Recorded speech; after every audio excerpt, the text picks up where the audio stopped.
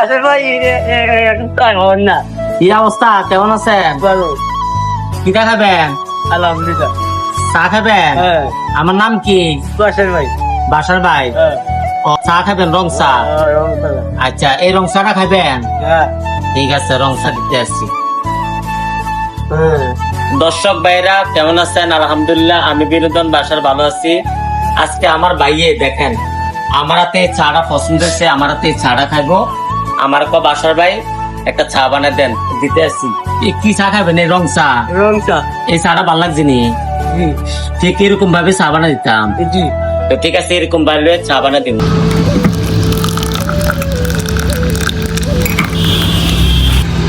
চা বানাইতেছে আপনার জন্য, বুঝছেন? আপনার জন্য। এই গরম গরম। হ্যাঁ, চারা খান, চারা খান।